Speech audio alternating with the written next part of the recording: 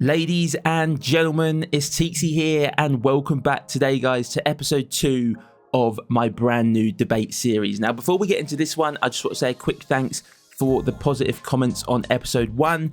This series is obviously completely new, completely different to what we normally do, and I appreciate it might not be for everybody, but I did just want to thank those that left positive comments and said they were looking forward to the rest of this series. It definitely motivates me to push on and try and see if this is something that we can grow on the channel. So today, guys, for episode 2, we are focusing on the Call of Duty cycle. So I said to you guys, with this year's COD rumoured to be Black Ops 7, we now know that to be official, we will have now had 2 years of Black Ops games in a row, following 2 years of Modern Warfare games. And I said, do you guys like this new cycle, or would you prefer an old school approach where we would play in a different universe each year? So if we take Call of Duty 4 as a starting point, guys, Call of Duty 4, Modern Warfare, created by Infinity Ward, right? And then we had Treyarch with World at War, back to Infinity Ward for Modern Warfare 2, back to Treyarch for Black Ops 1, Modern Warfare 3 was sort of Infinity Ward / Sledgehammer, and then we went to Black Ops 2 from Treyarch. Following that, we moved to Call of Duty Ghosts, and at that point we started a 3-year development cycle where 1 year Infinity Ward would make a game, the next year Sledgehammer would make a game, and then the year after that Treyarch would make a game, and then we'd rinse and repeat that. And we did that all the way up until 2023, where Modern Warfare 3, which released in 2023, followed Modern Warfare 2 2022, which meant for the first ever time we had 2 back-to-back Modern Warfare games, and we've now got exactly the same with 2024 and 2025, where we've got 2 back-to-back Black Ops games. Now, I have a kind of an idea of how I feel about the cycle and what I think, but 4 of you guys took time to respond. Let's dive in and see what you guys thought. So first, we start with Kip2K, who says, scrap the COD cycle completely. It's clear Activision only wants money. They don't care about the product, and they have their devs shitting out trash products year after year. Right, so I'm not going to sit here and pretend that every COD in the last 5-6 years has been absolutely terrible, but it's definitely quite clear now that the developers kind of, and Activision, it feels like they lack this kind of passion where, you know, it felt like before they used to make Call of Duties that actually meant something, and they cared about the community, and they wanted the community to have a good experience, and, you know, they actually put effort into making their games.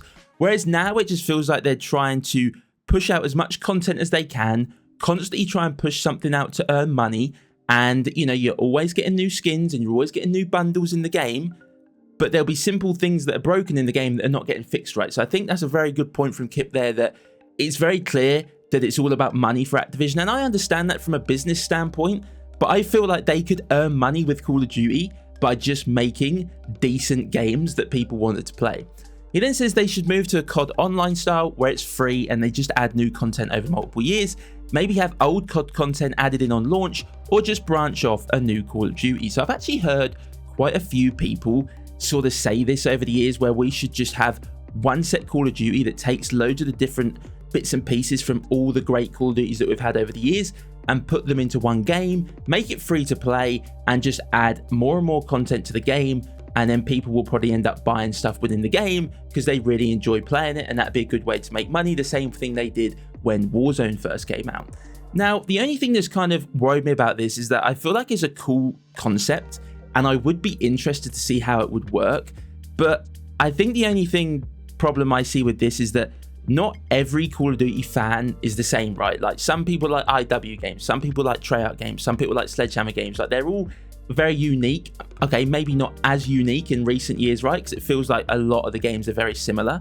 But where would the game be set? Would it be a Black Ops game? Would it be a Modern Warfare game? Would it just be a mixture of the two? Like, I don't know exactly how it would work, but if you didn't like the core setting of the game, and maybe you didn't like the core movement or the TTK or the gunplay, you'd kind of feel like you're stuck with just this game, right? If you didn't like it, and then you'd kind of maybe feel like you're never going to get anything new. You know, that game's probably not going to change its core fundamentals, where at least at the moment, with a new COD each year, you kind of have that small little hope that if you don't like the last one, you might like the next one. So I think it's an interesting concept. I would not be against seeing them try something like this. I just don't know exactly how it would work, and let's be honest, as Kip said, it is all about money, so I don't think they're ever going to do something like that. Says at the end, as he says, it probably won't happen. Would prefer that we just stick to regular Infinity and Ward and tryout cycles. So I'm guessing, Kip, you're not a big fan of Sledgehammer. Let me know in the comments. But I guess that would mean just bouncing between Modern Warfare and Black Ops. So thank you, Kip, for that feedback. So next up, we've got Only for the Week, who says, I skip every Modern Warfare game, so that would leave me with nothing to do for 2 years. Many of his friends do the same. So this is actually quite interesting, and something that I've learned a lot more since I've been doing content is how many people have a specific Call of Duty developer or sort of universe that they enjoy playing, to the point where they won't even play the other games, right? Like, I wouldn't say I have one developer or specific universe that I like. It's more about how well the fundamentals of the game, like how well is it built. If it's a fun game to play, I don't care if it's Advanced Warfare, World War II, Modern Warfare, I'm gonna have fun, right? Whereas, as Only for the Week says here, he's not playing any MW games, and says that a lot of his friends do the same. The one thing I would say about this is, I guess, with 2 Modern Warfare games back to back, that's 2 years where you've not got a game to play. But I suppose it depends, would you play a Sledgehammer game, right? I know the last Sledgehammer game was Modern Warfare 3, so I guess maybe not. If it's going to be a Modern Warfare game, is it just Modern Warfare games you don't skip, or would you skip World War II games? Because I feel like whatever you do, as a COD fan, if you've got one developer or one universe that you like, you're probably always going to have some time where you're not going to have a new game that you really like. And I guess now you've got 2 Black Ops games back to back, so it kind of balanced itself out. So yeah, it's a bit of an interesting one. I feel like whatever you do, you're probably going to have some downtime.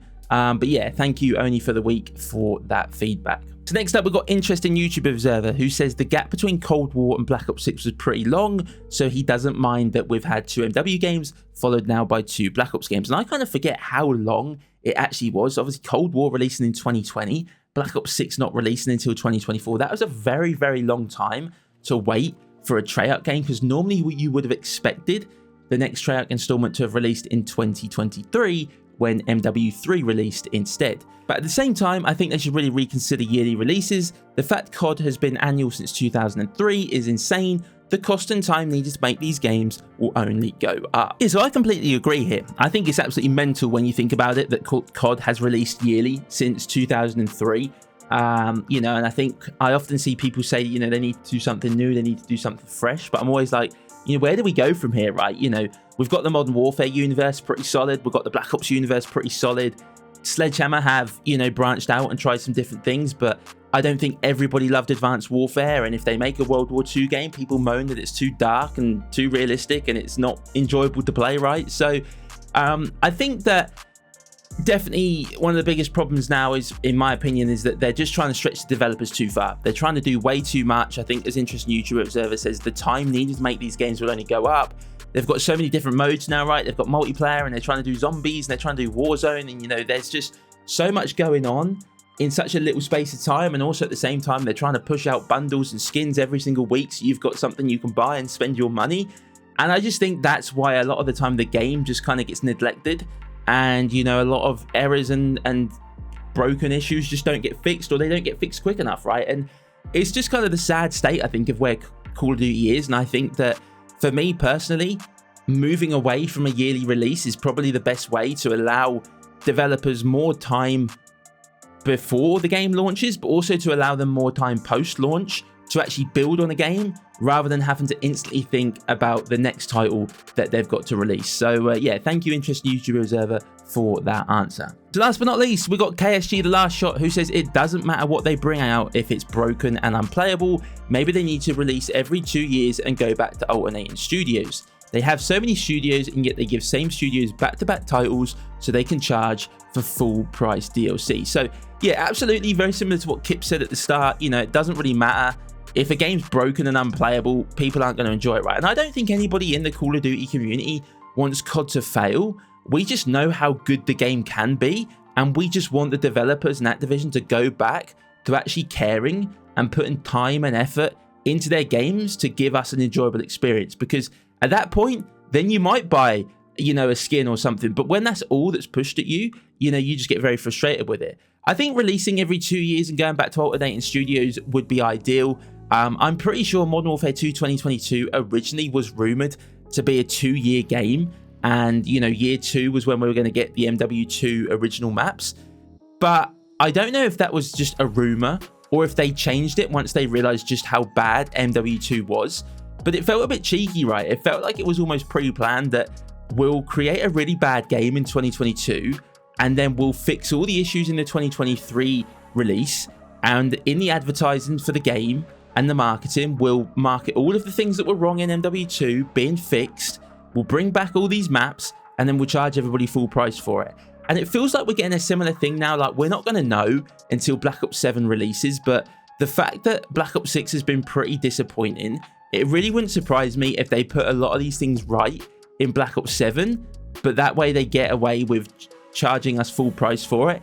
And then because after Black Ops 7, I think we're going back to Modern Warfare in 2026, that means that there'll be better post-launch support as well, right? That's one thing that Black Ops 6 has really suffered with, is the post-launch support. But yeah, I've kind of got a little bit off track there. I think coming back to what KSG said here, they have so many studios, giving them back-to-back titles, you know, how are you supposed to, you know, how can you expect them to make both Black Ops 6 and Black Ops 7 good? You know, it's just not possible, right? They're stretching them too far. Like he says, it's because they want to charge for full price, right? It's basically going to be DLC. It's going to be what the game Black Ops 6 should have been, I would imagine. I know a lot of people feel the same, right?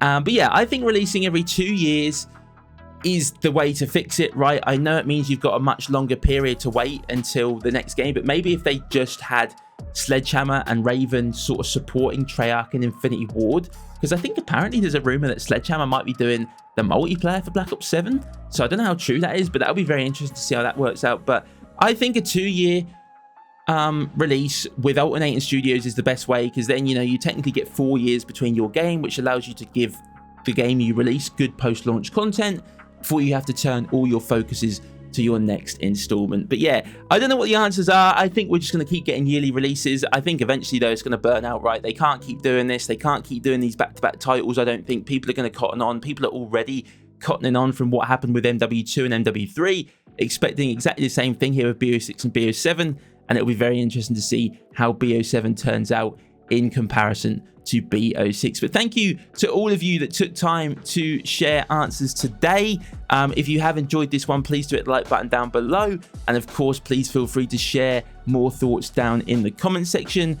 The question or opinion for the next episode should be up on the community page, so please make sure to go and check that one out if you haven't already, for a chance to feature in episode 3. And all that leaves me to say, guys, is that I hope you will have a great day, and I'll catch you all in the next one.